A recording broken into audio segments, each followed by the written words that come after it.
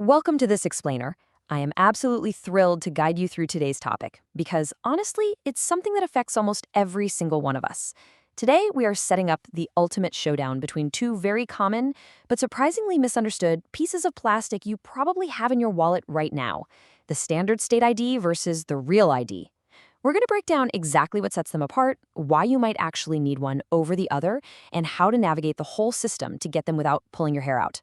Let's get into it. Okay, picture this. You've packed your bags, battled the horrible airport traffic, and you finally made it to the terminal for a highly anticipated trip. You step up to the TSA checkpoint, you confidently hand over your driver's license, and the agent shakes their head. No go. You have the wrong paperwork. I mean, it is a universal dread, right? The absolute panic of getting turned away at airport security just because you didn't know the specific federal compliance status of that little card in your wallet. So I have to ask you, will your current ID actually let you board your next flight? To make absolutely sure you never have to face that airport panic, here is our roadmap for today. Number 1, we'll meet the standard ID. 2, enter the real ID. 3, a head-to-head comparison. 4, the application process. And finally, number 5, figuring out which one you should actually choose. All right, let's dive right into section 1. Meet the standard ID, your basic state ID. So before we can really fully appreciate the upgrade, we need a solid foundational understanding of the baseline. What exactly is a standard state ID? Well, quite simply, it's a government-issued identification card provided by your state's Department of Motor Vehicles, the good old DMV. For decades, this has literally been the gold standard for proving who you are within your local state borders. Honestly, a lot of people just assume this is the only ID they will ever need. And to be fair, the standard state ID is incredibly versatile for your basic day-to-day needs. Its primary purposes cover basically everything you do locally. You use it to prove your identity, maybe verify your age at the grocery store, open up a new bank account, access various local government services, or just use it for general identification purposes when somebody asks to see your ID. It is a highly functional, everyday card. But here is exactly where the story takes a sharp turn. A standard state ID comes with a massive warning label nowadays. It may not be accepted for certain federal purposes. And the most glaring, panic-inducing example of this: boarding domestic flights. Yup, relying solely on this standard card might literally leave you stranded on the wrong side of the TSA checkpoint, waving goodbye to your airplane. It's a local card, guys, not a federal access pass. Which brings us to our second contender. Section 2, enter the real ID, the federally compliant upgrade. So what exactly is it? Well, a real ID is also issued by your state's DMV, but with one massive game-changing distinction. It is a federally compliant identification card. That means it doesn't just meet your local state's rules, it meets strict federal security requirements. You can think of it essentially like a VIP pass for your identity. It proves who you are to the satisfaction of the federal government, not just the local bank teller down the street. The crucial thing here is knowing how to spot one and, more importantly, knowing what it unlocks. So how do you identify a real ID? The golden rule is to look for a star symbol. That's usually located right up there in the upper corner of the card.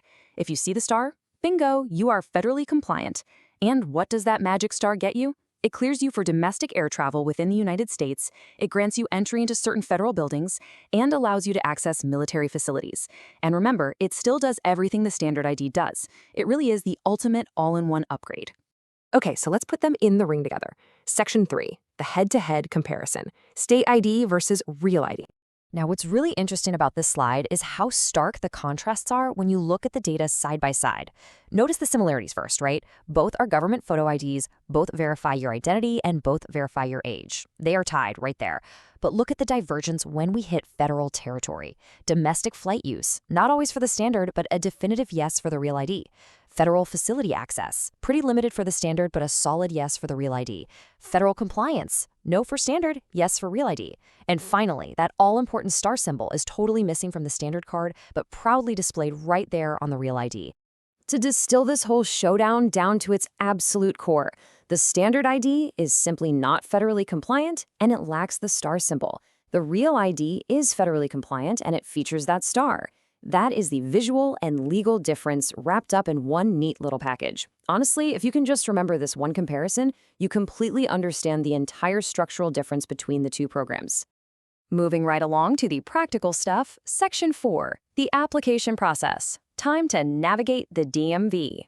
So getting a standard state ID is a relatively simple gauntlet that most of us are pretty familiar with. First, you collect your basic documents, maybe some identity proof, a social security card, proof of your address. Second, you check your local DMV website and book an appointment if they need one. Third, you show up and submit your application form. Fourth, you smile for the camera and scribble down your signature. And fifth, you pay the fee. You might walk out with a temporary paper ID right then and there, and the permanent plastic one gets mailed to you a bit later. Pretty straightforward, right? We've all been there. But if you want that federal star, oh boy, prepare yourself. You are going to need a veritable mountain of paperwork. To get a real ID, you need serious proof of identity. We're talking a U.S. passport or an original official birth certificate.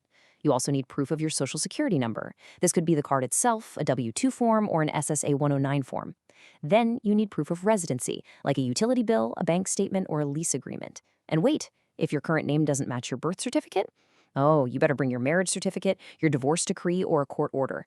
Honestly, it kind of feels like you need to bring your entire life history in a briefcase just to get your picture taken. Now, once you've actually managed to gather that strict mountain of original documents, the Real ID process does mostly mirror the standard process, but with one massive hurdle at step 3. You book your appointment, you visit the office, but then comes the deep document verification. The DMV agent doesn't just casually glance at your papers. They rigorously verify your identity, your residency, and your social security info to make sure it all meets those incredibly strict federal security standards. Once you pass that deep background check of your paperwork, then they take a new photo and signature, you pay the issuance fee, and you wait for your shiny, federally compliant Real ID to arrive in the mail. All right, time for the big decision. Section 5. Which should you choose? Let's match these to your lifestyle. Let's break this down and match your specific lifestyle to the right card. You should choose the standard state ID if your life is highly localized.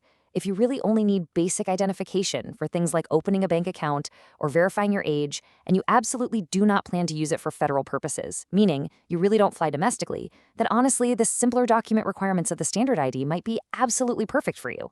On the flip side, you should absolutely choose the Real ID if you ever travel domestically by air, if you ever visit federal facilities or military bases, or if you simply want the peace of mind of having one single, all-in-one card in your wallet that covers both your local and federal needs.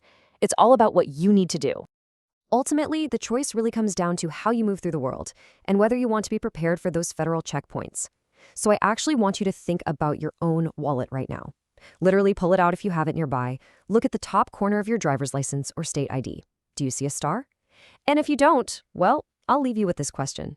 Is it time for you to finally upgrade your identity to meet federal security standards? Thank you so much for joining me in this explainer. Stay curious, stay prepared, and I will see you in the next one.